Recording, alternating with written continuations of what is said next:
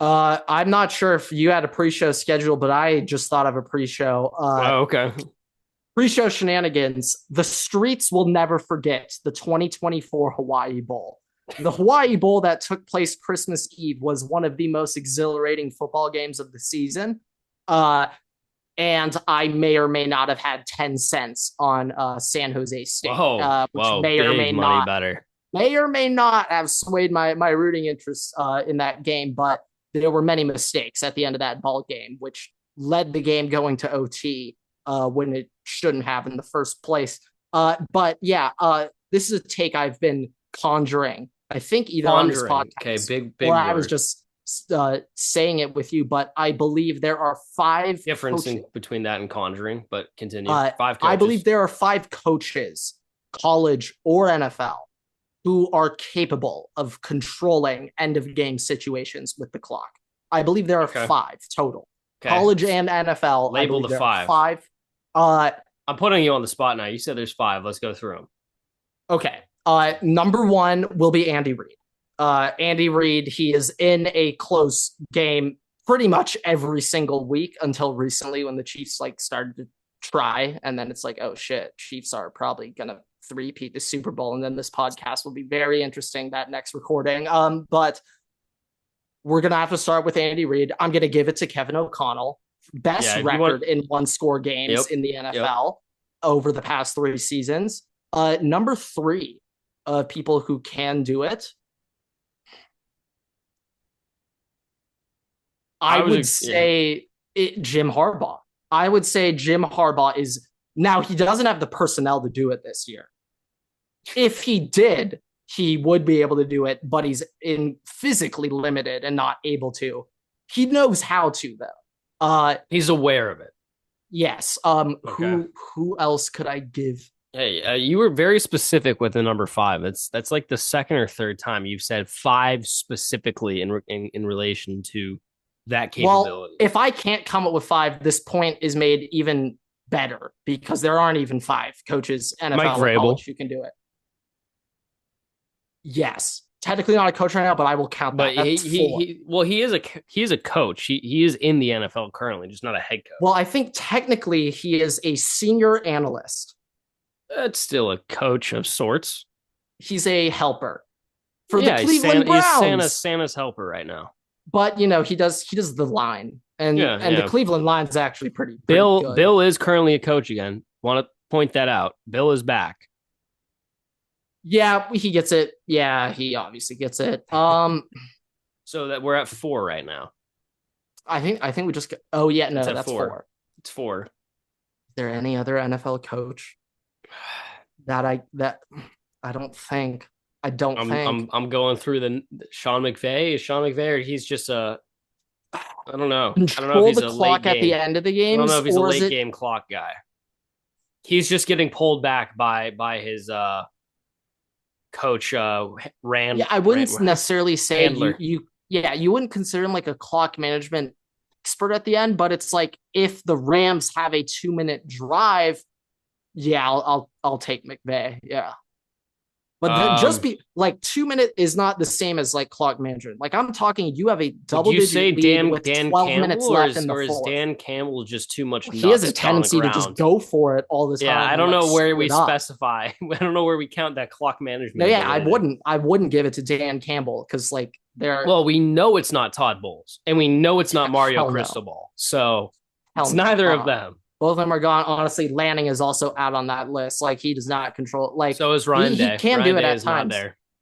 Ryan Day's incapable of anything when it comes to coaching. So that point's been made. Sark isn't there. Sark is not close there. Kirby? I mean, Kirby was hitting those timeouts every OT. Yeah, Kirby. Kirby, yeah. 2022 Sugar Bowl. He was down in the fourth, and the split second they had a lead. Well, but shit, he had a game-winning field goal given up. True, but that's not necessarily on him. That's on the personnel. Yeah, no, actually, We're going on time management here. no, yeah, he's not going to get flamed for that. CJ literally scrambled for the only time all season to pick up like a 30-yard first down. He had no idea that was coming. Yeah, fair. literally Hey, it was not on the everything he film. had seen on tape. It was not on the film. He had quite literally never seen CJ scramble on tape. So right now, the coaches we have standing are Andy Reid, Kevin O'Connell, Mike Vrabel, little asterisk there though, Belichick, and Kirby Smart. Yep. Yeah, that's it. That's it. That's the list. Nobody else you would trust. Like, you have a 9-point lead, 8 minutes left in the fourth. You don't trust anybody else. Those 5, yeah, I'll trust them. Dan Campbell, I want to put with a little asterisk because it's not time management, but it's something. It's in its own little world over there because he does the right things, but instead of calling the timeouts, he just goes for it. Yeah, and another thing, just it makes sense that you see teams going for it so much in the fourth quarter in the NFL because it's like, hey, you don't have many possessions in an NFL football game. The difference here is he goes for it when he'll be up by 9. Yeah, no, that's the thing. That's the difference. That's the problem. You're up, and then he goes for it. It's like, ooh, that third down play had to have been. Yeah. Also, Cignetti definitely not on there. Well, actually, maybe it is the fourth quarter. He is scoring points now. Okay, this is the thing. Where Cignetti? He is a bettor's dream. Okay, he will backdoor cover. He will get scores late. He will, but he could also get maybe a slight pass. Once again, personnel. But that fourth and whatever punt though with 7 minutes left that's got to go into the clock management here at some degree. By nature, it has to go into that category by nature, but it's not quite the same thing. However, that he literally surrendered the outcome of the game right then and there. You're in positive yardage. You're in the other team's because of that. You immediately eliminated from being eligible for this award. We might have to go into this might be a Waterboy award where we're going to give the award to the most diabolical clock manager of the year. That's a new award. That's official. That is putting it down on the list. That's being put down. That is officially being added. Worst clock manager. Worst clock manager of the year.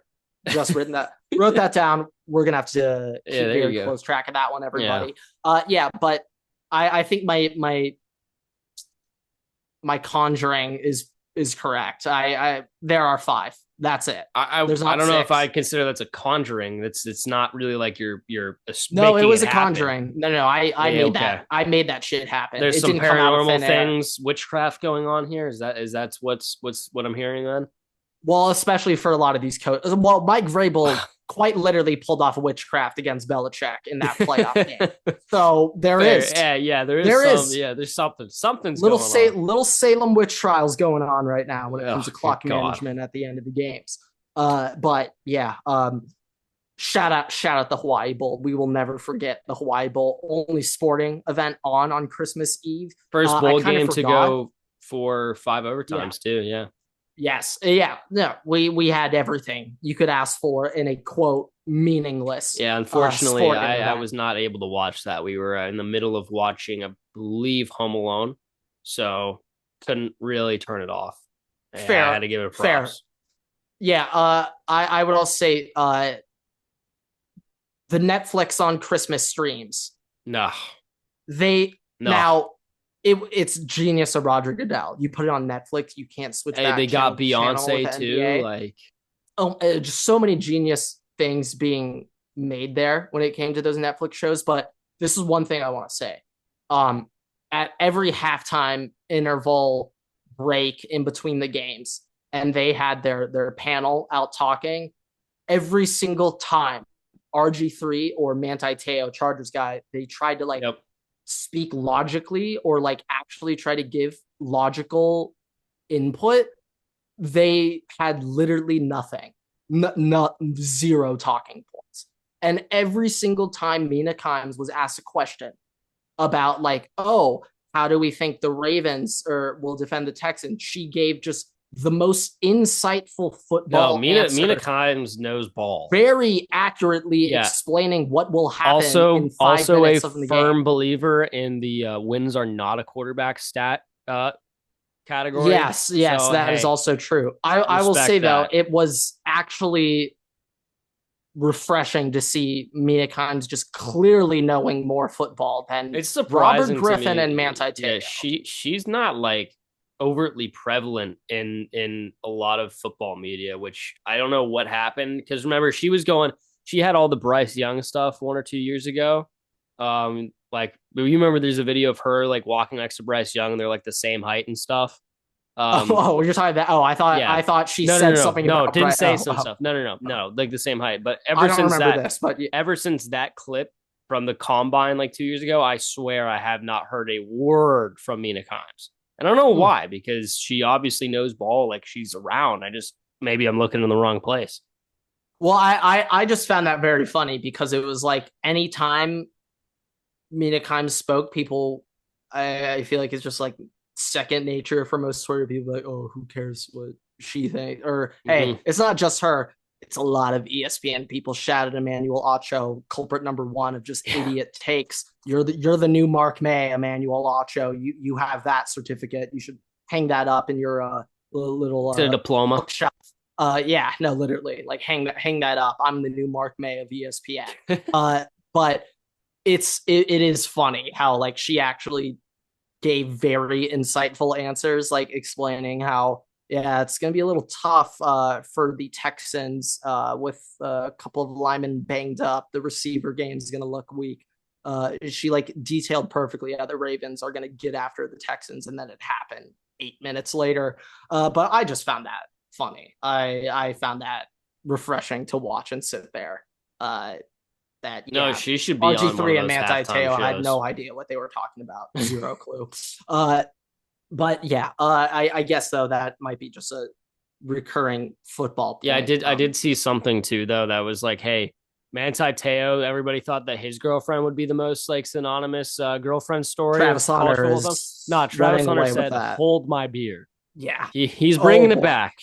Oh boy, yeah. No one's more up over this than Manti Te'o. There's no bigger winner I of will this be whole honest situation though. than Manti. But I don't think that anything can ever top the Manti Te'o situation. But you yes, a can't. new generation of issues are going on now. And just when you consider that other fact, like he has a Heisman campaign. Notre Dame's the number one seed in the national championship. Like you didn't have to be a college football fan to be aware of the Manti Te'o story. No, it quite literally was on like USA Today. Like they were interviewing them and all that stuff. And then for it to also end when it got leaked that he didn't have an actual girlfriend, and then they get blown out in the natty. Just yeah. And you know that storyline had zero impact on that football game.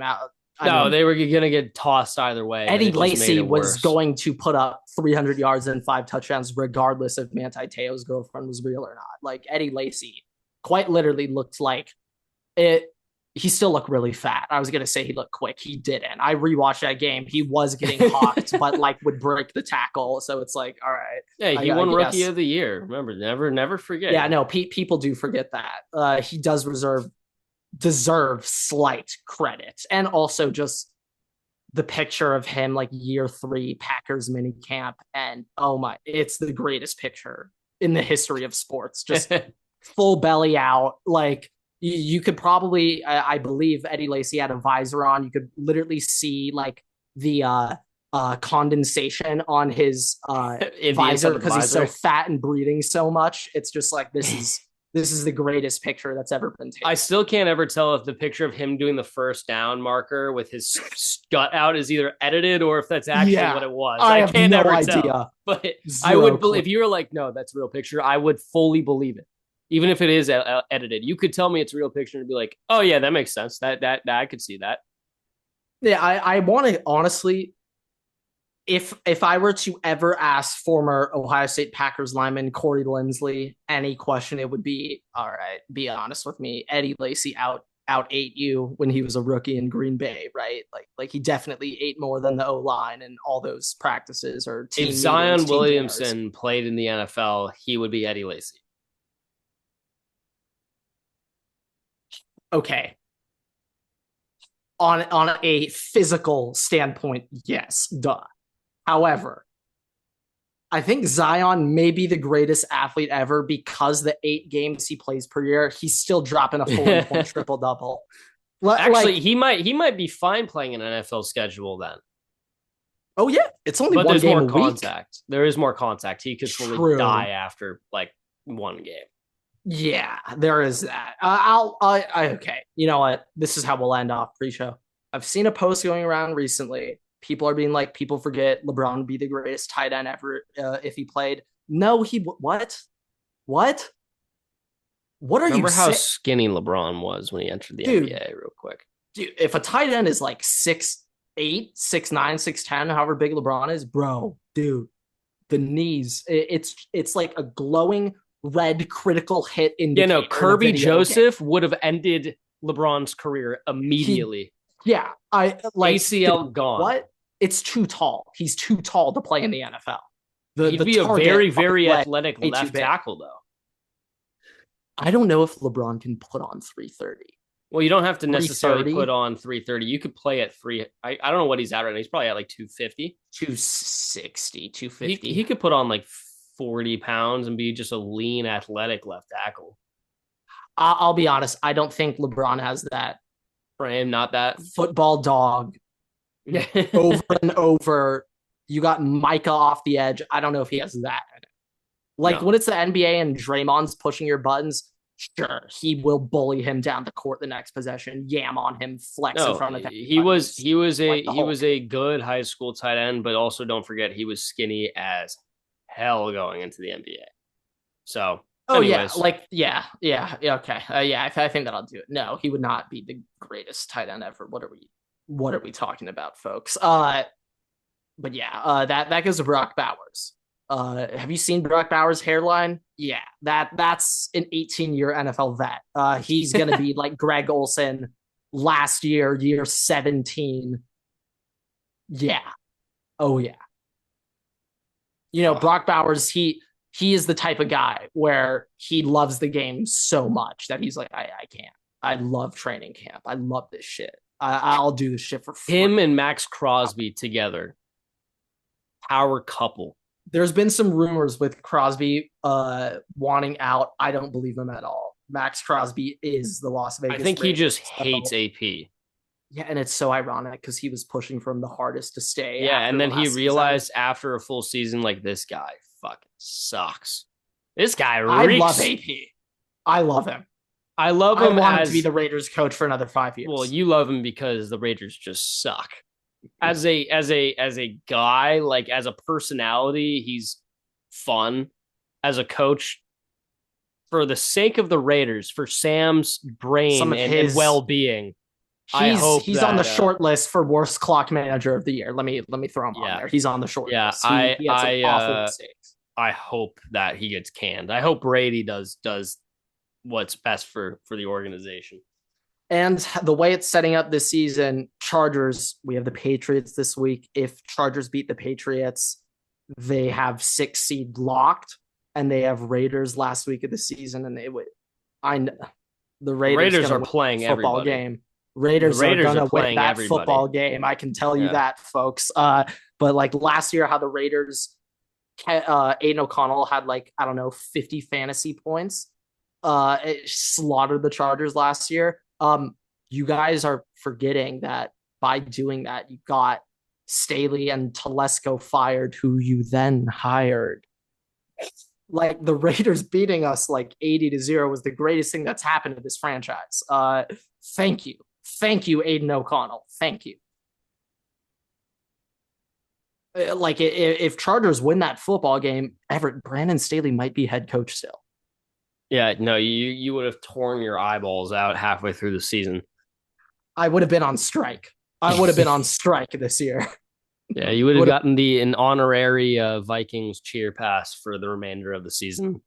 Oh yeah, 100% I would have. But that's gonna do the pre-show. That'll do the pre-show without further ado. What is going on, everybody? Welcome back to another episode of the Waterboy Podcast. It is episode 283. And happy Christmas, Merry Christmas, happy holidays to everybody.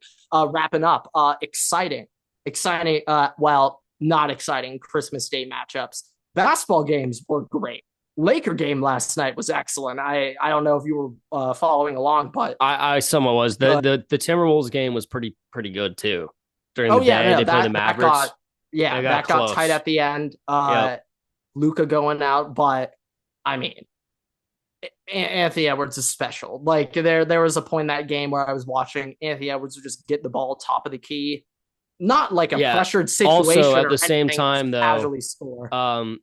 Julius Randle played well, but I think that game demonstrated how bad Julius Randle still is. Yeah, So hey, there's a reason you got a lot in return for giving up. yeah, and everybody started thinking at the beginning of the season, like, hey, Julius Randle's pretty nice. Oh no, how wrong we were. How Oh yeah, wrong and misled we were. I love DiVincenzo though on the T Wolves. I No, think morale guy. DiVincenzo brings a little fire, a little punch on the court when he's playing. But yeah, no, that'll do the NBA segment. We'll come back with you guys in 3 months, re updating everyone on the NBA. Actually, you know what? I'll bring this up at my Christmas Eve dinner. Uh, we go to a family friends, and one of the guys who I've been having Christmas Eve dinner with my entire life, he is actually Rui Hachimura's personal photographer. And Hey, he's a freelance photographer for a bunch of different LA sports teams. But because, like, hey, for reference, his coolest moment of 2024 was picking between Shohei's 50-50 moment because he was there, and of course the Freddie Freeman walk-off grand slam game one. He was at both. So he's picking between those. Oh, I'd personally have to go with the Freddie Freeman grand slam walk-off, but he was saying the Shohei yeah. 50-50 he was like, you can't beat the pop of Dodger Stadium when No, Freddie yeah. hit the grand slam. Well, but he was that like, hit the Shohei 50-50. that grand slam might actually be the loudest decibel recording in the city of Los Angeles. That or the most critical, most important hit in Dodger franchise history. Yeah, I would say it is, and it's funny because the only other comparable hit was literally a Dodger home run in the World Series. But it's like that was a grand slam. The only way you could have one-upped Kirk Gibson was if it was a grand slam and in extra innings. Like the only thing that could top those is if it was a full count and the Dodgers were down 3 runs. That's the only way you could top it, and that will never happen. There will never be a full count down by 3 walk-off grand slam. So hold on real quick. I want to pause this when you and I come back in 40 years and we're rewatching this specific moment. When it happens, I want to come back in 40 years. Hello, I don't even know. This is the clip. It's never happened. I don't even believe that situation has even occurred, regardless of the outcome. Well, there was the first walk-off grand slam in World Series history. Yes. So it has never happened. Yes. But I'm just wondering, has there ever been a situation where it's game 7 of the World Series and there was a batter up in the extra innings, bottom of it could be any extra inning. Bottom of it, though, down by 3 with a full count. They could have struck out the next pitch. But just to be in that scenario, I doubt it's ever. There's no way in that to just be in the scenario. situation. Yeah, not in that specific of a situation. No way. No. But it's like nothing will ever top that. I've accepted months ago that's the peak moment we'll ever have. Like I remember exactly where I was when that happened. You can never top that. I was in a friend's house. It's evidence. We have the recording, but I was in a friend's house at a party for Halloween. Dressed up with Yankee fans. With Yankee fans, yep. And I was dressed in my Mookie jersey for Halloween. And I was sitting there, only person like me, only Dodger fan there, standing in front of everybody. Just crack, dead silent. I'm just screaming. Everybody's just in shock.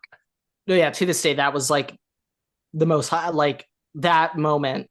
I've never sat there just rewatching the same. I have had that before. The Minneapolis Miracle. That might still is probably the happiest athletic moment I've. That one I understand. But this is second. I totally understand. This was second. Yeah, I'd say the only other comparable moment for me was 2014 Ohio State Alabama, Zeke 85 yards through the heart of the South to ice the game. That was number two in my life. Yeah, I But just feel like football always takes kind of that yeah, upper yes, yeah, yeah, takes it up a notch. yeah, So, yeah. well, actually, you know what? Sorry. Number one will and forever be the Cotton Bowl for What me. was the exact moment? When because we were coming down to score, we safetied them, we got the ball back. We were still down by we ended up winning 46-45. But we were down. We went down the field to go and score, and there was like 13 seconds left when we got that touchdown pass.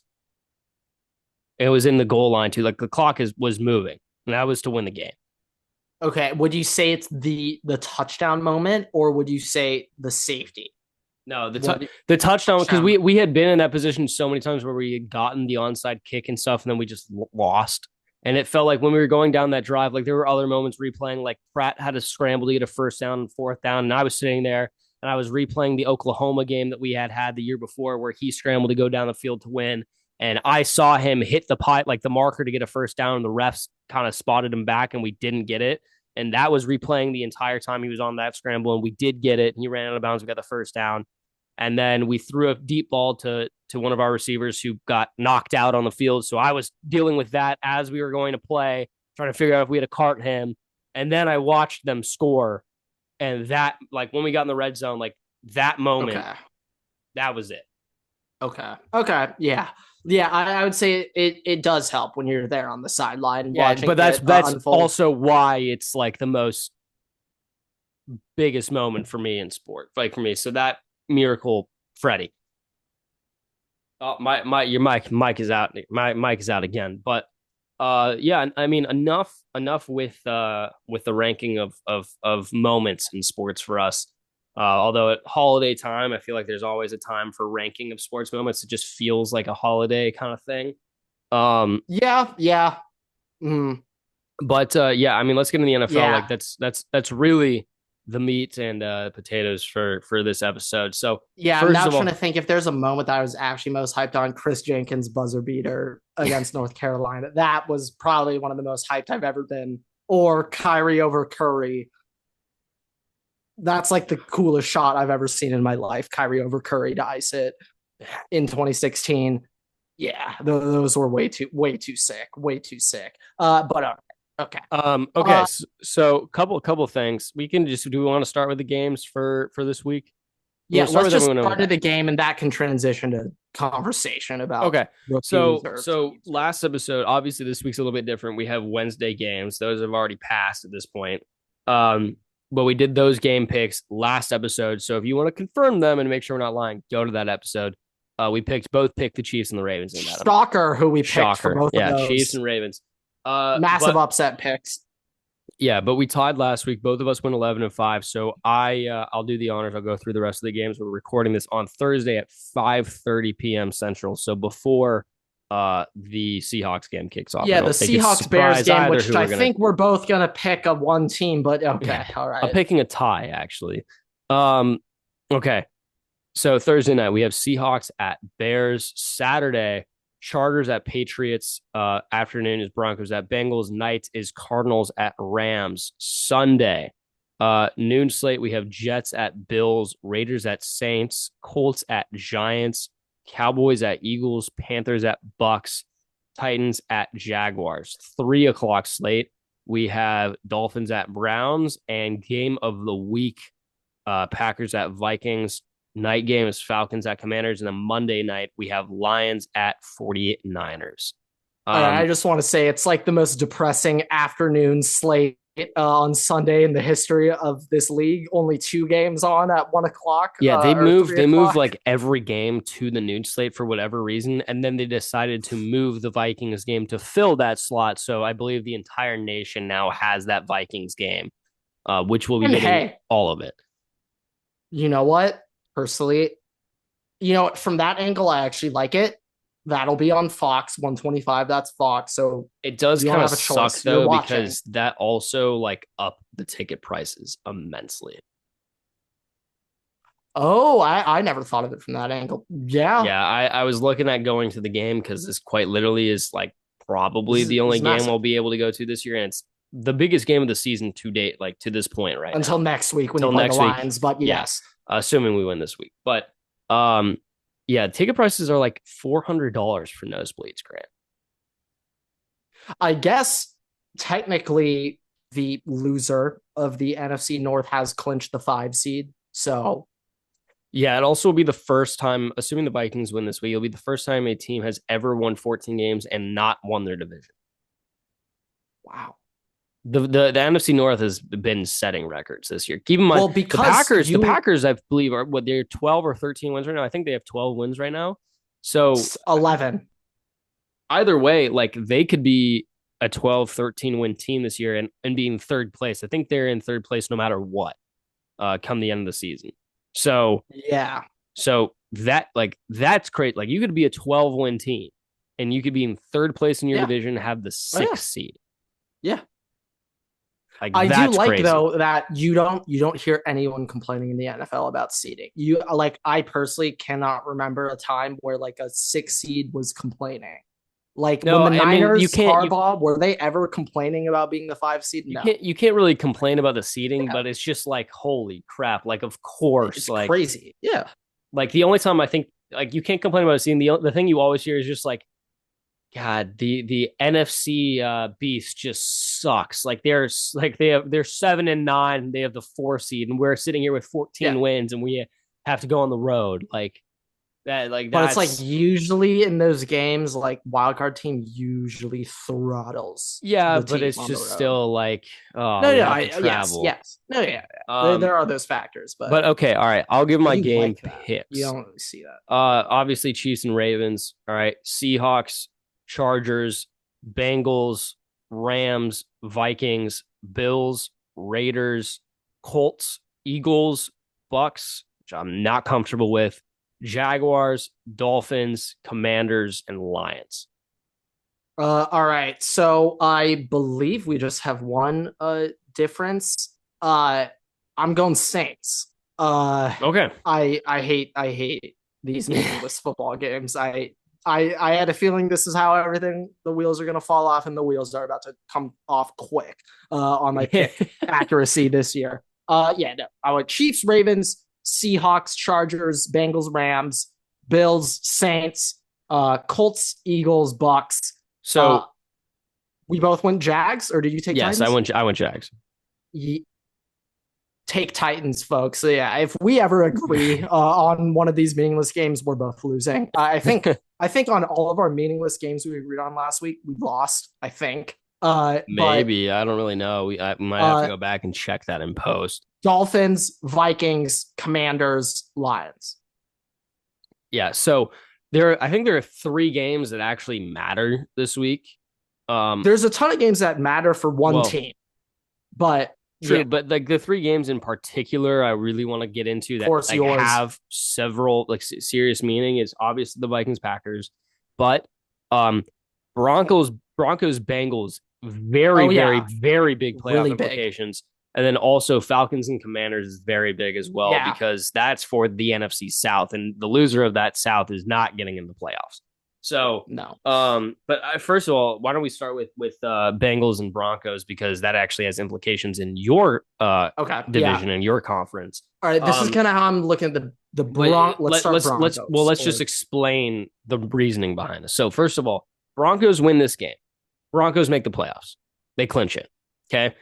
If the Broncos lose this game and the Bengals win next week, the Broncos are out of the playoffs. Bengals are in the playoffs.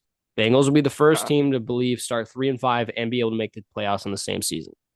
And next week, week 18, let me see who they play. Broncos.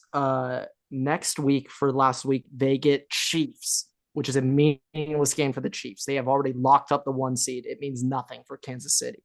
Bengals last week on the road to Pittsburgh.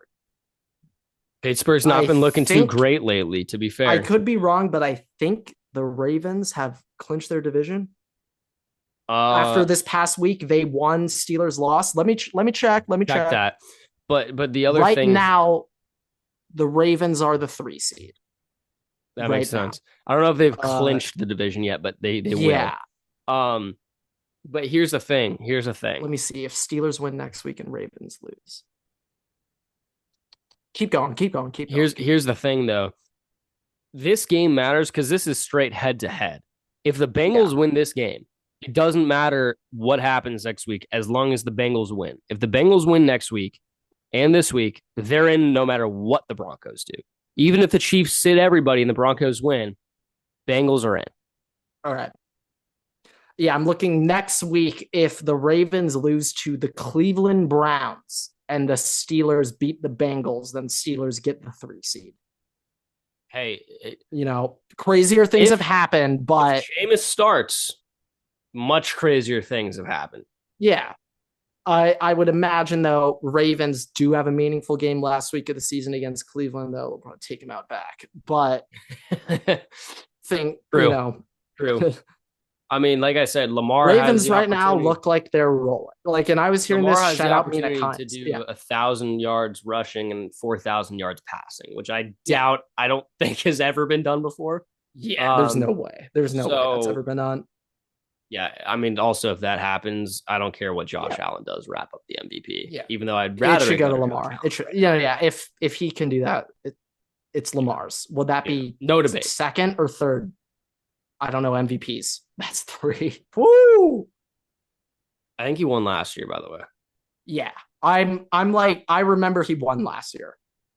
Yeah. I'm not good when it comes to NFL MVPs. I could not do that. No, that's not my. That might be my niche trivia. That might be my niche. Yeah, no, that's yours. I could do that. I could do NBA. I think I could go a little back on MLB, like Cy Young's included. So, I think I could do some more, but NFL, hell no. Once I saw Josh Allen, highest he's ever made is second team all NFL. I don't know these. Nope. Don't know how to do that stuff. You could probably do Heisman's though. Yeah, I could do Heisman's. I think though Heisman is I think that's easier than NFL MVP because I think they make a bigger deal out of Heisman than NFL MVP. I could be wrong on that. I could be wrong. Nobody watches the NFL show like you watch the Heisman show. Yeah. So that's what I'm thinking. Shit, I may even be able to do Ballon d'Ors. I might be able to. Probably not. Maybe. No, I can't. So getting into what you're talking about with the Broncos. So one thing, shout out Mina Kimes, been seeing this recently. This was on the Ravens. Ever since Kyle Hamilton has moved back to safety, the Ravens defense is now back to being the Ravens defense that you thought of them preseason. Yeah, no one loved. For a large portion of this year, Ravens defense was looking awful, but they are now getting back to the swing of things with their team in place. But we're not talking about the Ravens. Broncos, Bengals. One thing about the Broncos that I've been watching recently, tracking, of course, Bo Nix. Recently, Bo Nix has been going back to Bo Picks, Everett. Recently, Bo Picks is back. He has not looked good his past couple of games. Not looking good at all. But if there's one thing that might be going for the Broncos right now, the pass rush is looking pretty nice. Nick Benito's. He's a pretty good football player. I'm not going to lie. Nick Benito is pretty damn good. For this, though, with Bengals, I think Bengals, I'm not saying Bengals defense is great. Hell no. But if there's anything that's good about the Bengals defense, it's the pass rush. Trey Hendrickson has been unbelievable this year. Mm-hmm. I can see the Bengals getting up in this game and letting the one strength on their defense be in favorable situations. If Bengals can get out early with a lead and they can let Trey Hendrickson pass rush and he'll be in passing downs, then this could be a long day for Bo Nix. I do think though, Bengals, if I were them, I'm receiving the ball, I'm going down, I'm scoring immediately, and I just need to be up in this game. If you let the Broncos milk let me ask you this, Grant. Then Bo Nix can just be Bo Nix and check down Charlie. And as a fan of the Chargers, would you rather face the Bengals or the Broncos in the playoffs? Broncos. So who are you going to cheer for in the game? Because the Broncos are still in your division. I would still be rooting for the Bengals. I never root for rivals ever. That's just not me. But also I'm rooting for the Bengals because right now I think Broncos right now Chargers technically have the 6th seed, but like if Chargers lose and Denver wins, like I gotta go to Buffalo. No, I'm not doing that. Hell no. What the hell is wrong with you? Think I want to go to Buffalo? What are we talking I will about? say, hey, you know what I will say though? Your team is very well set up for a cold game. I think we'll be all right. I don't think it's not the weather that I'm necessarily scared of, but it's like us against Buffalo. I don't know how we win that game. Like I don't know how we beat the Ravens, but at least there's some Harbaugh Bowl magic. I will be honest. If I were the Chargers, if I were the Bills, the one team coming out that on paper matches up. You don't want the Bengals, but yeah, but also it's because it's Joe Burrow. But I'm saying out of the current class of teams, Bengals are not included. So Broncos, Chargers, I don't know who the other seed is, right? Steelers. Most the one team out of those that I don't want to see is the Chargers because on paper they play into the way that the Bills do not play well against. You're physical, you're run first team in the cold. Like it gets very hard to play like that in the cold if you're the other team. I just don't know how this offense scores 13 points in the playoffs. I don't know how. Like there's just such little weapons on offense. I don't know how the Chargers do it. Like, I'm happy we made the playoffs this year. I didn't think we were going to. I hate to indulge in loser talk, but this is a great season. We shouldn't be here. Sorry for the loser talk, but yes, like we are exceeding expectations. I get from those angles though, we could be scary, but like now am I saying you're gonna win that game? No, that's not what but am I saying you're gonna make it competitive and harder versus other teams? Yeah. Like the Patriots almost just beat the Bills too, by the way. In the cold. Yeah. So yeah. I do think though that's it could have been a slight, divisional matchup, throw everything out the window. But I felt like that was a bit of an empty the kitchen sink game for New England. Like, screw it, we're showing everything we could do this year with Drake. End of his rookie year, throw it all out there on the table. Let's just try to put up 20 points and feel good. But still, if you're the Bills, it is scary that you just allow that to happen. Hurt, by the way, he will be playing. I think he's hurt, but he will be. There's no way he's ducking Jamar. No, he's playing. You know who is ducking last week? You know who is ducking? Who? Jair Alexander. Oh yeah, no, he's King Duck. He's always ducking. Like anytime he goes up against just a known wide receiver, ankle out this week. No, yeah, he actually is scared. Boo-boos. Yeah. No, no. Papa JJ's. Surtain though, like people have been saying Surtain. Like I think it was. Did Broncos have Seahawks last week? We had Seahawks last week. Yeah, no. Shit. Who did the Broncos have last week? Who did they have last week? Was it the Cardinals? Broncos had you last week. This had to have been a couple weeks ago because there's no one he's ducking on the Chargers. So not Didi?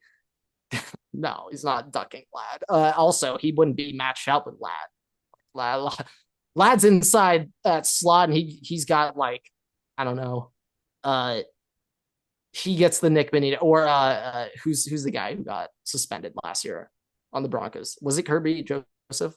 Was he on Denver last Kirby year? Joseph has been on the bill on the. Who was the Denver safety last year? That like oh God, that's the one name? That also tried to hurt people. Yes, I'm forgetting. Yeah, no, I know. I know maybe exactly who you're ducking. Talking. No, I know who exactly you're talking. I can see the face. I don't know the name. I can see the face. Hold on, I'm gonna get it. You keep talking. I can see the face. Kareem Jackson. Kareem Jackson. Kareem Jackson. Okay. Maybe he was ducking Lad, but no, Surtain was not ducking a Charger.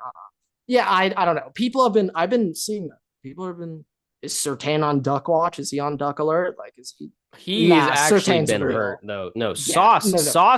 Sauce would be the next closest person to Duck Alert, but I'll give him props. He just embraces getting blown out now, like it's like Oh a yeah, true no, no, one. I kind of respect it. Like, Yeah, he's he like, gets I mean, cooked. we He's like, all sucked. right, yeah. Like, He's like, hey, okay, can't do yeah, he's anything like, about all right, cool, they it. got me. I'm still Yeah, getting my second contract in 2 years. Cool. no, Jair's Duck one. He's Mhm. on. Yeah, he's Duck one. I don't know who the next man up would be on Duck Watch, but Now this guy, he doesn't duck, but I think he's just Jalen missed Ramsey. game from injuries.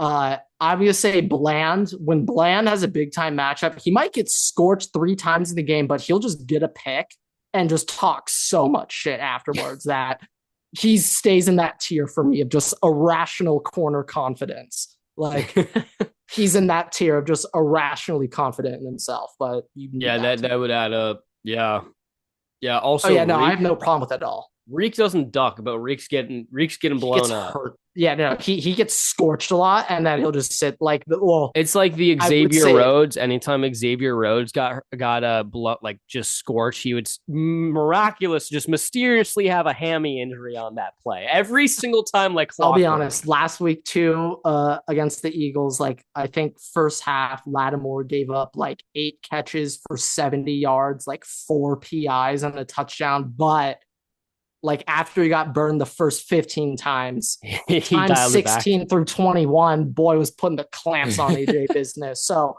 Lattimore's also in that category of irrational confidence. 1 second short-term memory. He does not remember what happened the drive before.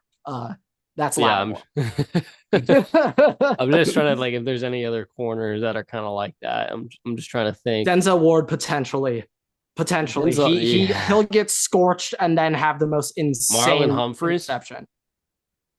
Okay, this is my thing about Marlon, and I've been watching them a lot this year. Ravens, he's gotten burnt a lot this year.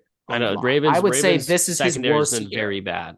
Yeah, I would say this has been Marlon's worst year as an NFL corner. I wouldn't say like I would say he's more logical. Like earlier this year, he like the Jamar Chase 50-point game. He had like 280 yards and 3 touchdowns on Marlon. After every 50-yard touchdown, you could literally see a small part of Marlon's soul leave his body when the camera zoomed in on his face. But I think right now he's back to irrational confidence. I think he's back right now. So after last week, even if the Texans weren't looking good and it was the pass rush that was winning, wasn't even him. Still, he's like Nico Collins, no touchdowns. I locked him up.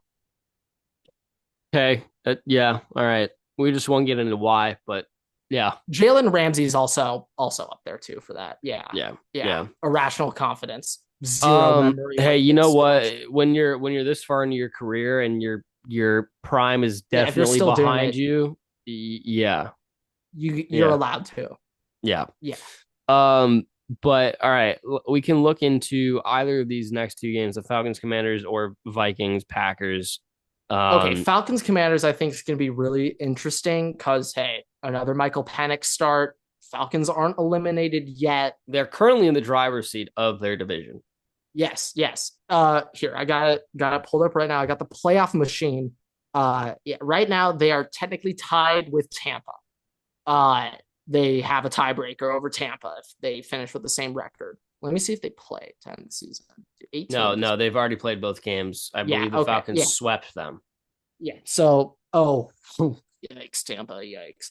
Yeah, the Bucks are also very because it's like I'm going back to when they 40-piece the Chargers, put up a 27-0 second half, looked dominant, lights out, and it's like, it's there. Yeah, and then they got pieced it's by Cooper in them. Rush. Yes. So the Bucks, I think that's more so a Bulls thing. I just don't trust Bulls in a meaningful situation late game. That like I'm not that scared. Yeah, of he's Tampa. on the watch list for a diabolical time management award right now. Like if it like hey, Vikings fan, are you more afraid of who would you rather face? Falcons or Bucks? I think I know your answer. But yeah. But it's like Bucks, I wouldn't be afraid either if I were you. I'd rather have the Falcons, but I'm not afraid of I it just have either. PTSD because 2 years ago, or was it 2 years ago or last year when we Is opened that the Brady season? Bucks though? No. This was Baker's first year, so I guess last year would have been last year. We opened the season Yeah, versus the last year. Bucks, and I Oh, thought you we were remember gonna this? beat the brakes off of them, and we just got scorched by Baker Mayfield. Yeah, Baker. I feel like it's strange. Like if hey, I'll be honest, they picked it I up this have year in the more run concern game. facing Baker Mayfield because you don't know what Baker you're Yeah. getting than I am Okay. with the Falcons. Okay.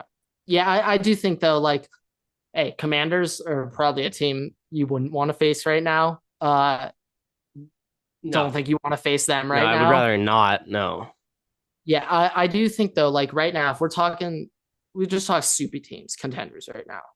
Like I think to win a Super Bowl, you got to be complete. So of the contenders, I'd actually give a shot, and I think I'm gonna go in this order too. Chiefs number one. If you asked me before last week, I'd have the Eagles at two, but not anymore. I'd say you and Lions are like neck and neck. Like in terms of complete teams. Like I trust you to put up 27 and also hold another team to under 20. I trust you to do that. I would trust the Lions to do that.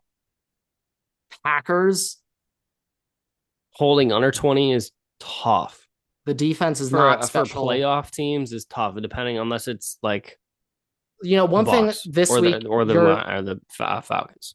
we could talk. This is a little bit your matchup with Packers. Like the Packers pass rush is awful. They're like 28th in the NFL in pass rush win rates.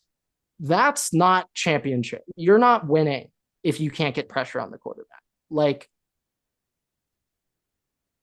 True. good luck. It also ends up being your matchup. Like if you get matched up with an offensive line that's just bad, you could just get lucky through the bracket. Yeah, you can kind of joke your way into it. I'll say this right now. I'm looking Vikings third in pass rush win rate, fourth in run stuff win rate, third in pass block win rate, 11th in run block win rate. These are the Packers number. Okay, Packers numbers. Fifth in run stop win rate, seventh in pass block win rate, Okay. 26th in pass rush win rate, 20th in run block win rate. Oof. There's a line mismatch in this game in favor of the Vikings. Yeah. Yeah. No, if you're a Packers fan, you do not want to hear that. Yeah, and also Jaden Reed missing, gone. Where is he? He's on milk cartons right now. Where is he? What happened to Jaden Reed? Right now, like if I'm Vikings, like I'm loading that box every play. You, Josh Jacobs, I dare you to try to run for over 4 yards a pop. I dare you. And you make them beat. And Watson's out too. Who's getting the ball? Tucker Kraft? I don't think so. Dontavian Wicks. Yeah, we have Dontavian Wicks. I thought he was going to be such a hammer, like week 7 pickup. Boy, did that not turn out to plan. He had 1 week, like week 9, and then yeah, I'll be honest. I'm kind of shocked it's only Vikings -1. I feel like you should be a -3 right here. These games are at the end of the year, and this kind of like it. I was thinking this also. Whenever I say, hey, it's a division game, throw everything out the window, it's not because I necessarily think, hey, that division, throw it. It's because my historical experience in my own division has always been anything happens. It does not matter. Yeah. The end of the year, it does not matter. Throw it out the window. Like AP's MVP season, that final week, we beat the Packers to go to the playoffs. That last week, it would have been 17, I guess, then. 17, yeah. And then the next week, we played the Packers in the playoffs, and we lost. We had back-to-back, and we lost. So, it's literally just anything goes, whoever's the most prepared, and, injuries add up, but it's only to a certain point because these teams, especially in the NFC North, which I would say this year especially, I don't even think it's hands down this year.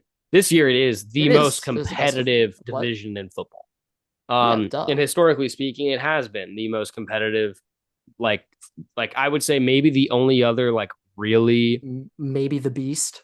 Like just recently, last 3-4 years. The contention has really been Beast North and the AFC North. Yeah, I was gonna say AFC North too for a But second. I mean, obviously discard the Browns in that. But yeah, Well, I mean, um, even last year, Browns like but know, like historically speaking, discard the Browns. yeah, I'm looking like short I'm window thinking right now. Yeah, historically okay. here. Well, Um, I think historically it's Lions and Bears, Packers, Vikings, sure, but don't like forget Lions with Barry Sanders though, and don't forget Bears did have some what were their mean years. records? I don't know their records. That like I know he was on the team. Like were Uh, they going to? I don't think they were making deep playoff. playoff runs with They were Barry. in the playoffs though. Okay, So I mean, Bears have been in the playoffs before. They like lately they've made it to the playoffs too, and then also before with their defense, like they've made Super Bowls. So I to this day I still see clips of Big Cat on the doink or the what was it? double How was it doink, a doink or a double double doink? doink. Oh, I Yeah, forgot. It's quite literally the double doink. Is yeah, that? yeah, Sorry. That's messed up of me. That's pretty evil of yeah. me. But no, like because of that, I always am hey throw everything out the window. So it doesn't really matter with injuries. Like it's still going to be a close game, and it's also the Packers and the Vikings specifically right now, from the math that I have, I believe 23% of US Bank Stadium on Sunday will be Packers fans. So, Okay. which Yeah, I I'm just believe is looking still at yeah. above average for traveling fan bases. And that's kind of case in point is both these teams, whether it's end of the year, either way, like that's like historically speaking, it doesn't matter if it's in Lambeau or in US Bank Stadium because even with weather, the Vikings, it doesn't matter. Like the Vikings will come out and they will play in the cold. They will play in Yeah. the cold. And most other teams, maybe it's not the same case, but the Vikings play in the cold. Packers obviously come here and it's a bus ride. These teams are busing to the essentially, Yeah. maybe they're probably flying. They're not going to spend money on the bus. Let's be honest. They're flying. But uh, it's only a couple hours away. Yeah, it's very close. Yeah, like if I yeah, like I'm just looking at O-line win rates right now, like among contenders. Based off line play, I'm gonna say these are the contenders up for the Super Bowl this year. Bills, they're top 10 in three categories, 15th in run block win rate. So I got Bills there and there. Uh Broncos, I believe, are the only team in the NFL who are almost top five win rate in every single category. So like Broncos line play championship level. Uh Second place, it is Vikings. You guys are, other than run block win rate, you're top five in everything. You're 11th in run block win rate, so it's not like it's a drop off. But the Chiefs are that other team. Chiefs are 16th in pass rush, 15th run block, fifth in pass block, eighth in run block. Uh, there's one last team here. Let me find them real quick. One thing that has me nervous. Let me find them. Oh yeah, Eagles are top 10 everywhere too. But those are kind of the teams that like have a chance of actually doing it.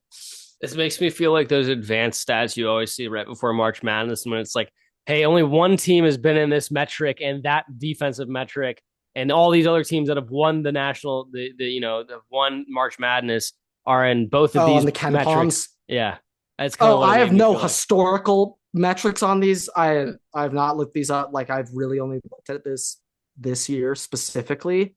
But it's like there's only like three or four teams that are average or elite Yeah, in per all of those Waterboy metrics. metrics. Yeah, of course. Very unofficial if it's Waterboy metrics. I'm actually shocked how the Broncos are. Wow, Broncos actually bring it. My goodness, that's impressive. Oh yeah, Well, actually, this you wonder last why thing. Bo Nix is The doing well. Yeah, the Ravens. Ravens are second in both pass blocking and run blocking. They're 27th in pass rush and 24th in run stop. The Ravens. How far can Lamar carry you? Yeah, that is the question. Like Lamar may need to Lincoln Riley this playoffs. They may need to average 35 points a game. Yeah, I mean,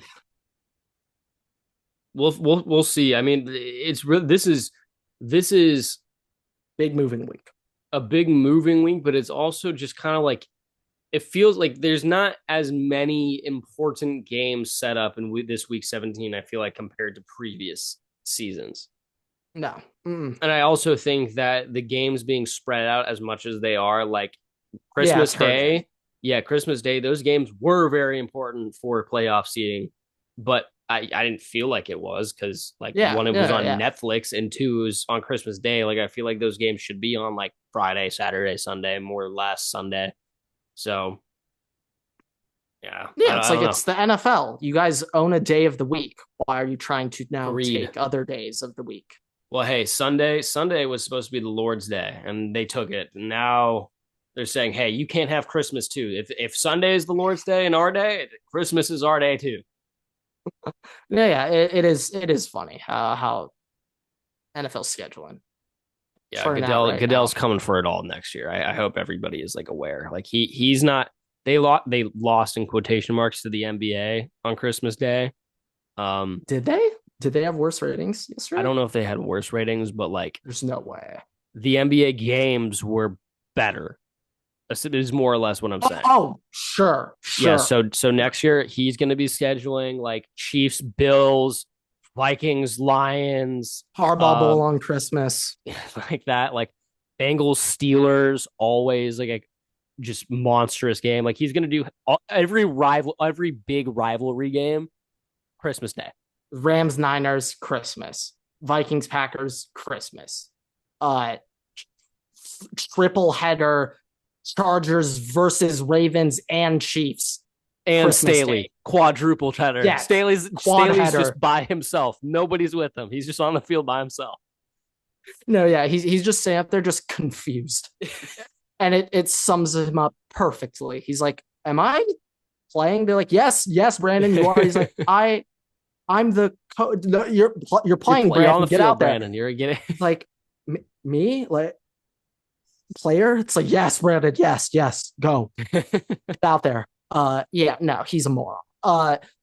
Yeah, I'd say the last maybe a little quick little MLB update to leave off all the fans to Dodger Nation. Do not expect Teoscar Hernandez to be re-signed. There's just no way at this point. Yeah, but at that point too, though, there are contingency plans in place, which I think will do just as I'm well. afraid we already signed our contingency plan a month ago, Michael Conforto. Well, there's another contingency plan that we were going to use that money on that we'll go and get, who is most likely an outfielder. I think that's in place. Regardless, though, like at this point, Dodgers front office can do no wrong in my eyes. Like, hey, Roki Sasaki gets posted in about 5 days. Well, he's posted, but gets signed, and we'll get probably signed in about 5 to 10 days. Well, I believe he will not sign till the 16th. I thought it was like the 5th. Or the MLB meetings. I might be reading, but 16th. I think it's he can't officially be announced until the 16th. Okay, well, he's definitely already signed. He could have signed 3 days ago. For all we know, his meetings have all been in Los Angeles. He's been making the teams come to LA. Yeah. Let's clarify that. I'll also say that isn't like that weird. Like all of these guys, like for the most part, they're agents. Like Boris, he's in Newport Beach, so like. Oh no, very true. Soto was just in this LA guy for his flew Mets, from Yankees. Japan. Oh yeah, no, it is very different with LA. him. And also, I believe Roki has an American agent. Maybe it would make sense. So. But I also think that's, if I were Roki, I think that's probably the smarter move. Like you probably rather have an agent that's a bit more in tune with MLB. You probably want a guy who he signings. Yeah. He probably has the same agent as Shohei or Yam. Potentially. I know they have different agents. I know Shohei. You sure about that? Yes, I know they have different agents. I'm assuming that Roki's got one of those two guys. Is agent. Yeah, if anything, yeah. Like, and also it's just like at this point, the Dodgers have been so like prevalent in Japanese baseball. Like we've had scouts out there like since Ohtani signed with it, like even way before that, of course. But like all those guys have spoken with Dodgers reps before. They're familiar with how they negotiate deals, whatnot, yada Yeah. But yeah, I expect that to happen. Also, uh, another thing I've been hearing is that apparently Dalton Rushing is trying out corner outfield. Really? Apparently, they're because hey, like the way I look at it is Will Smith. We have him on a bargain for another decade. Okay, there may be 6 catchers in the MLB who are trustworthy to swing a baseball bat today. There literally might be Which is six. crazy to say, by the way. Yeah, there's not a lot of good hitting catchers in the MLB. Which, by the way, when we were growing up, if you thought of your power So many. hitter, There's catcher, so many you great think of catchers. your catcher as your power hitter. No, yeah, like quite literally, like we can go back like 10 years ago. Yasmani Grandal was like the 8 hitter on the Dodgers. He was still a good hitting catcher. But it's But just the still, value like in the position. him, Mauer, like fuck. Posey, Yeah, that's who I was thinking of next. Like all just Yachty, elite bats. Molina, Salvi in Kansas City, just great catchers. Great Catchers catchers. and hitters Posada, is mm-hmm. great catchers at hitting. Yes. Uh, Yeah. yeah, no, yeah, but because of hey, we have Will Smith, he's gonna be making $14 million when he should be getting like 23 because he can hit as a catcher. I know last year it didn't go great, but over a 5-year span, Will Smith is the number one hitting catcher in the MLB that you would trust long term. But because of that, rushing his AAA batting profile, elite, Everett, elite. He could start for an MLB team. There's probably He would. hey, He would. there's probably like 15 MLB teams who would have him starting at catcher if he was in their org right now because he can hit. But we have a Will Smith. It's a great problem to have, by the way, having many catchers. We are the only team in the MLB who have that problem. But because of that, we're trying him out a different position because that bat is so valuable. If any place is going to be, let's try out left. Not much stress, not much there's running. 2 positions I would say you could put him at. Third. One is first. I was going to say first, just generally speaking. Shit. Yes, first. First, which you can't. Yes. Not going to do that. Yeah, the other is left. Yeah. And third, hey. I mean, Muncy's going to be gone this season. Soon. Muncy's not going to be here, but for this upcoming season, Muncy was really good at third fielding. But let's also but also Muncy will inevitably be hurt for a little bit of the season. No, exactly. And when that happens, bring him on in. Let's try you out a little bit. Dalton play. Yeah. But like I remember a while ago you were asking about like backup catchers, like should Rushing be backup catcher? And like I think that's just a waste of his contract time. Like I don't know if we're I gonna have him up, I was just more so thinking I was like, okay, Austin Barnes just sucks. He's bad. He's only under contract 1 more. I know, but the point was Austin Barnes is bad, and we have Dalton Rushing available. So why don't we just pull him up and we'll see how he does, and we can now rest, Will Smith a little bit. Obviously, that's to each their own and to the way that you want to coach your team. The Dodgers aren't really that kind of team. Twins used to be that kind of way. The Twins had 2 good catchers and they would rotate on and off a lot. And that's kind of where I got that idea from. And also, hey, catchers, you can't catch every day. Right. It's physically But I was also impossible, just like, you might as well, like obviously MLB service time starts accruing and that's a whole nother issue. But if you're going to be competitive, like why not just have the best team possible? And Austin Barnes is definitely not. Oh yeah. Not that guy. I get from that angle. I think though, like some of me thinking of after this year, Barnes is gone. If it were up to me, I might actually throw this out into the abyss. I would lean more likely than not Dodgers re-sign Barnes. Keep him as the backup catcher. Yeah, and then if Rushing's playing, we trade Hunter Fiducia, who at first I was thinking after this year, let's just have Fiducia backup catch. He's played maybe 4 MLB games. He's under service for another 6 years. He's also like 30. So I was like, we might as well. But then I just thought, Dodgers, we don't do that. Dodgers are going to trade Fiducia for prospects and like absolutely ransack a team. I would not put it past them to also trade Cartaya.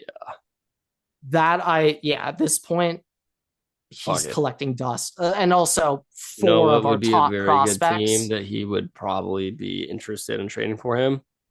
Diego Cartaya, That has a lot of prospects. Minnesota Twins. Yeah, the Minnesota The Twins. Minnesota Twins could definitely go after him. Uh, I would imagine though we're gonna trade our guys. Like we don't call up dudes to ride on the bench. Like, and hey, I trust them. I trust them. Also, let's be honest, like Value of you player. kind of get to a point with the Dodgers, especially right now. Like a lot of these guys won't be getting called up for years because of the players who are on the team. And Yeah. obviously, in like 8 to 10 years, you're going to want to have guys that you can call up that are going to be good and you'll start Yeah. bringing them in. But at a certain point, like half these guys aren't going to be available in 8 to 10 years. Like Oh no, they're not going to be, exactly. You have you to know, recycle them and reflip them into younger so, guys who, and really the only position where it is attainable for somebody to get called up right now are third base, any of the, second. Sorry, Gavin. yeah, Yeah. third base, second. I would kind of just say any Short. of Yeah, the short's in there outfield, too. really any of the Yeah, outfield right we'll now. take any. I'm not going to say short because I think Tommy, I'm just putting Tommy in there right Tommy's now. playing center. Oh, he's playing center. Okay, so then shortstop. So Done. Center. left, right, third, short, second, and then just your bullpen. Yeah, as of right now, Mookie's going back to shortstop. He will be the Dodgers right fielder. There's no way they're putting him at short. There's just no chance. But Edman is confirmed, barring injury, he's the So center then who's fielder. playing short right now? I think it's technically Rojas. And hey, he was good last year, but He's a good let's be fielder, honest, but he's probably not going to be a good hitter next season. That was out of nowhere. Did we resign Kike? I can't remember. Not yet. We're gonna resign him Because Kike and Rojas will just yeah, rotate. yeah, and it's also like at shortstop, catcher, and center fielder. I'm okay if you're not the greatest hitter because those defensive positions are that important, Oh, and you will. something happens with Kike coming, gets a late season, so it doesn't even matter. He will be a good hitter. Oh yeah, no.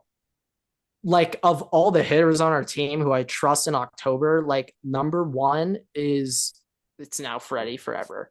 No, number two is Edman. Number three is Kike. Four is Mookie. Five is Muncy. Shohei's at the bottom of the list. I'll be honest right now. Shohei might not crack the top 10. Will Smith, I still remember some moments. CT3 may be in there over Ohtani when it comes to who I trust in the playoffs. But James Outman. Well, boy. Okay, I was also just thinking this. Well, I'll leave everyone this. Shohei Ohtani. Hey, he did not have a good hitting World Series. He did not hit well. But he can always contribute as a pitcher moving forward.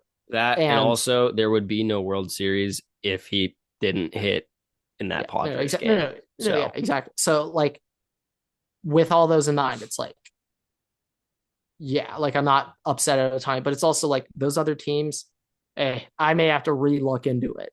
But the Yankees weren't looking at Ohtani as an easy out. No, they're throwing the kitchen sink every time he's up. You're getting all junk. You're not getting a single strike. It's that scary hitter thing, you know. Even if Ohtani's not like, hey, it was the same thing with Judge. Judge wasn't playing well. We're not throwing fastballs down the middle to him still. No, like if anything, like we're throwing even more junk now at Judge because he can't hit it. Like yeah, because it's also the question is like he's gonna get one of these. Yes. You're like he's so due. He's due. Like that's just in the back of your mind. But yeah, it's like it's that scary hitter thing. We could add Dalton Rushing. My goodness. I believe he's also I'm also just our bullpen. You're probably gonna add Sheehan to the bullpen. May's probably gonna get converted, go to the bullpen. Like Stone, if we have too many pitchers still. He's out for the year. Oh, I forgot. Yep, I forgot Tommy.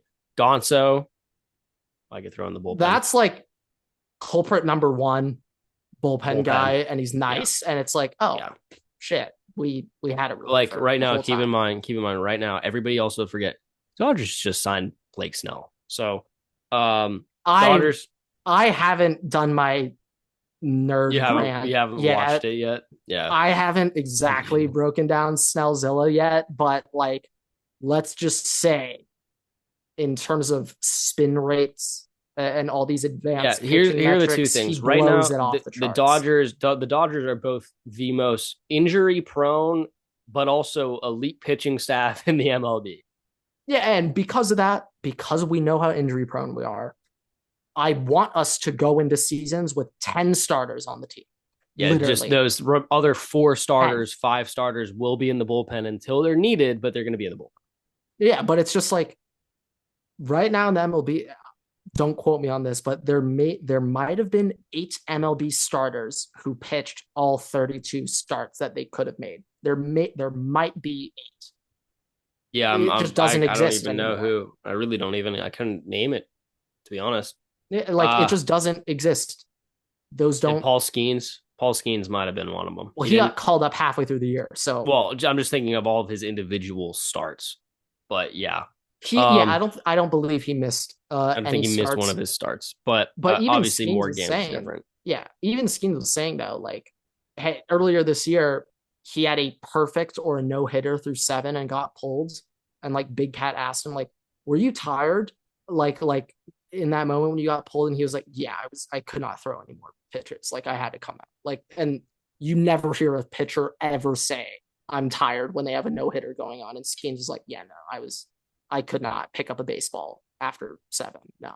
Well, Kershaw has kind of said it, but also it says it in more of a, no, I wanted to do it for the team. Like, yeah, no, yeah, but hey, like, Max Scherzer is quite literally the reason Walker Buehler is not Walker Buehler anymore, because he was like, hey, I can't pitch on 3 days rest at age 38. You know, Scherzer, I will always blame him and MF him for what he did to Walker for the rest of my life, but he's like a 38-year-old. If you thought he was gonna if you expected him to pitch on short rest anyway, you're a moron. So there's that.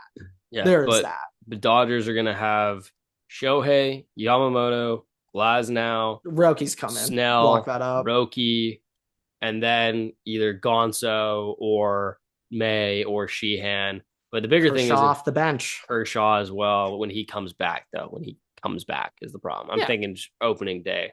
I also just think though, from and then next year though, Stone's going to take that last spot. Rest of those guys going to the bullpen. Last year, Stone was and River Ryan's not coming back this season either. Probably. Yeah, no, not this season, but it's like, dude, River Ryan was a baller, and like the 4 starts, like that's the other thing this year. Like, hey, also don't forget, hey, Bobby might not have been not out this on season, Bobby. but Bobby can still come back. Bobby can come back. Bobby might be at last spot, to be honest.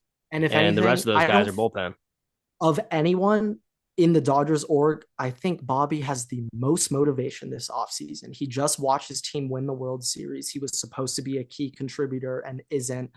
Of anyone, he probably has the most hunger and drive to get on the roster. Because hey, like if he was just on the team, not only could he have won a World Series, he could have potentially been the game 1 starter for the Dodgers in the playoff run last year. Mm-hmm. I mean, you can't create more motivation than that. But also Bobby being the 6th pitcher, effectively. Same age as Yama, also that definitely motivates him. If it was me though, if I could have the opportunity of having Bobby be the 6th pitcher, get him a little bit more experience in a less leverage situation, I might think about doing that. I might think about that. If Bobby Miller is lights out and good, he's in the rotation next year. And if that's the case, by the way, then it's going to get real. Dropped. It's going to get real interesting when Kershaw comes back, because what is Bobby going to be in the bullpen? Well, Bobby will definitely stay over Clayton if Bobby's good. If Bobby's good, but if it's still Kersh, and I feel like Dave has this. I know it's old Kersh, but Dave is just that loyalty. It's Kershaw. Oh yeah, I think though at this point Kersh provides more locker room presence than like hearing. And I don't mean in a bad way though, because 160 games, that is not easy to get through. But like Glasnow was saying, like in between innings, most starters don't like being talked to. Glasnow would be talking with Clayton in May, end of the 3rd inning. He just got through 3 scoreless. He's asking Clayton questions. Like I mean, he provided just like that support system. Glasnow, first half Glasnow was lights out, so I don't want to hear any of that negative Glasnow talk first half. Durability, go at it. He's glass cannon for a reason. But If we're talking what he did first half, he was lights out. But like at this point, Kershaw is providing more. Like, and hey, I'm gonna say I will be personally eviscerating these pitchers at least 5 times next season after awful starts. What Dodgers player has been criticized the most? Not just by his fans don't touch him, but overall, I mean, Kershaw has probably gotten more shit from the MLB public other than the Astros than any player since then. Unless you're an Astro or took steroids or you're bound. Like, in terms of a player that gets shit on purely for how he plays, it's Kershaw. Destroyed for being a playoff choker. Absolutely eviscerated by anyone for being a playoff choker. Yes. Yeah. So I like, hey, Flaherty, after his awful start, if there's one guy on that staff who can relate to you and actually had it way worse than you did, it's Clayton. So yeah. I think he has to stay around literally for that. Like when guys have awful starts, I know he can tell you Clayton 100% will move back to Texas after he retires. But if I was the Dodgers, you want to be an assistant coach? You want to come in here and just also fun little rumor. Nothing's official, but there have apparently been talks with either not Dave Roberts, Friedman and Justin Turner. When Turner retires, they have a job for him with the Dodgers. What, be the third base coach? No, like something with like GM scouting. Oh, yeah. Department. Quotations, and he's. I have no idea what the role is, but shit. Yeah, I'm also just waiting for Mark Pryor to just get hired up by somebody. At this point, Mark the Shark, like he could work his way up to. And if that happens, that's Kershaw. A dagger to the chest. But if that happens, Kirsch, come on in here. Let's let's have a little fun. Give it to Kirsch. Give it to Kirsch or let Rich Hill be pitching coach. I think Rich Hill, legacy, great pitching coach. Legacy man. Oh yeah, he makes me think of Chase Daniel per NFL standards. Yikes. Yeah, we just called him very old. Yeah. Chase Daniel quite literally embodies uncle status. Yeah.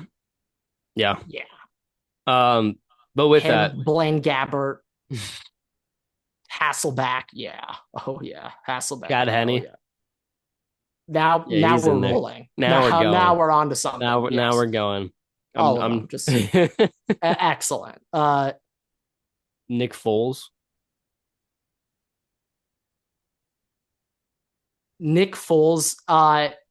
Brian he's Hoyer. Like the coolest in-law, like not blood related, but he's your aunt's husband. That's Nick Foles, coolest uncle. Brian Hoyer's got to be in there, of course. But he does more than any of those other guys. I'm just saying.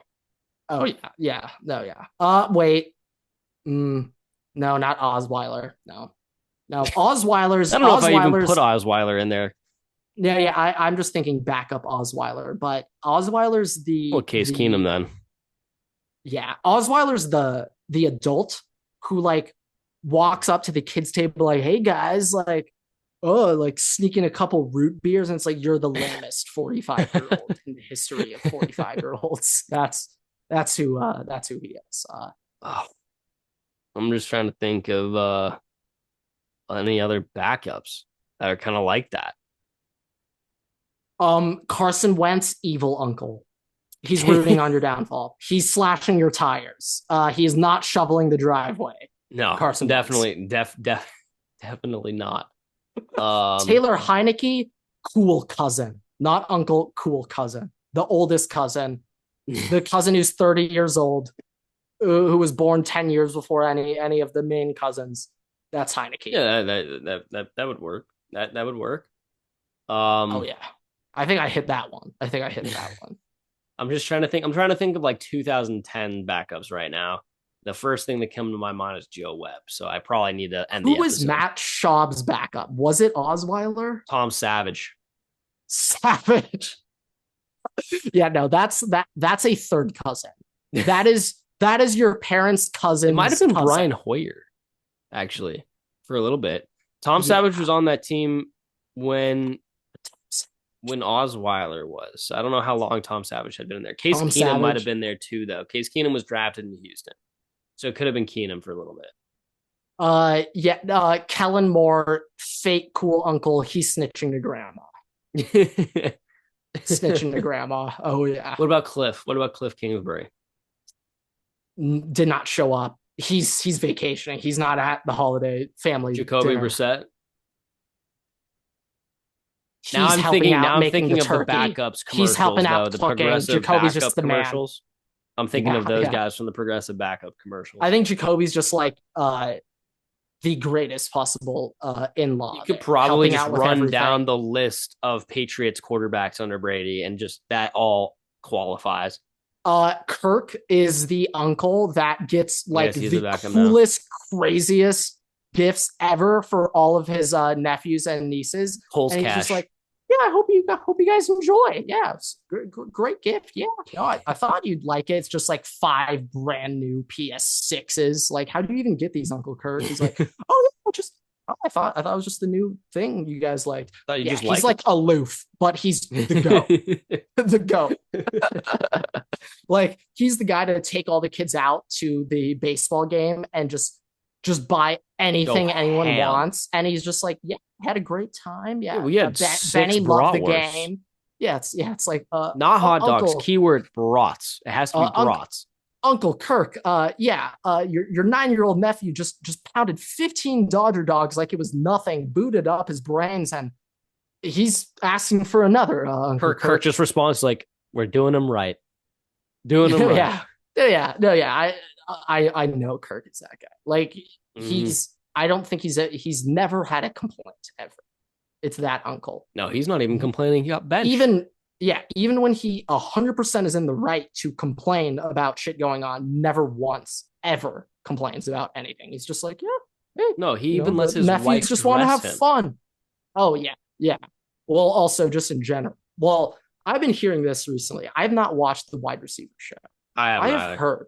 Okay. So I've heard though that based on what people are seeing in that show, they're like, I totally understand why Justin Jefferson is who he is. I don't think I've ever heard of somebody who wants to be the greatest ever. Like, he quite literally is trying to be Kobe right now with his workouts. I didn't know if you ever heard of any of that stuff.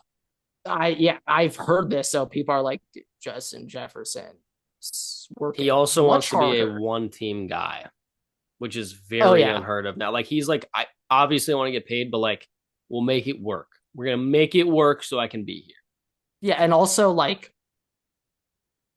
other than Joe Mauer, if you just say the stars through Minnesota, he could quite literally be the face of the state for the rest of his life. He currently is. Yeah, he currently is, of course. But after retiring, yeah. Well, right now, the Mount Rushmore right now is Joe Mauer, Randy Moss, Adrian Peterson, and then probably Kevin Garnett. Justin Jefferson would count for me.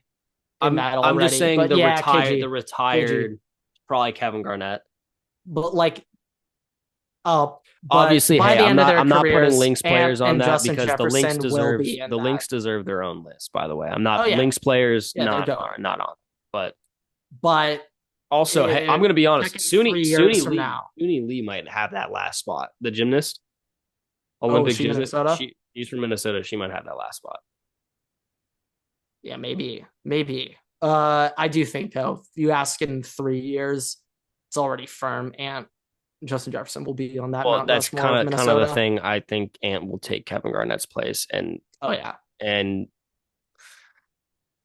I don't know between Randy and AP which one JJ is going to take. I kind of feel like it's going to be AP, but that one's weird because AP was there for longer. Randy did come back though after the Patriots. That one's well, the real answer is Randy and AP can never be taken off. They will always be on that Mount Rushmore. You're just kind of etching another face in on the side. KG can be replaced. Well, KG would get anted. But then the question is, did JJ get over Ant, and then Ant's just not on it? Yeah, that's probably what's going to be. Would Ant get in over AP or Randy? It's just Vikings football. Like it. it's tough to the beat state the Minnesota is, Vikings. I mean, Minnesota's the state of hockey, but I would say between all the teams, the Vikings have the most diehard fan base in the state. Yeah, Twins it's have just the only NFL. Twins besides the Lynx have the only championship. So that's the other Two, thing. correct, in the 80s? It might be one and they made an appearance and lost the second one. It might be two. Let me I can't verify. remember. But I believe they had two in the 80s. Let me check.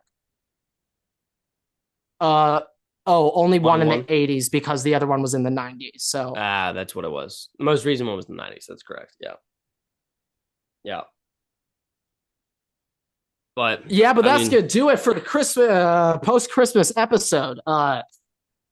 Yeah, got a lot done this episode. Yeah. We got a new Waterboy Award. We got a lot. We got a lot here. Yeah, we got a lot. But with that, thank you guys so much for watching, listening. Rate us 5 stars. You can find us on Spotify, TikTok, YouTube, Twitter, and on Instagram at WaterboyPod. You can follow me on Twitter at Everett and at WaterboyGrant. We post new episodes every week on YouTube and all podcast platforms. Make sure to subscribe, turn on notifications, don't miss a single episode. We also post exclusive content on Instagram and on TikTok, so make sure to check us out there as well. We'll see you guys in the next episode.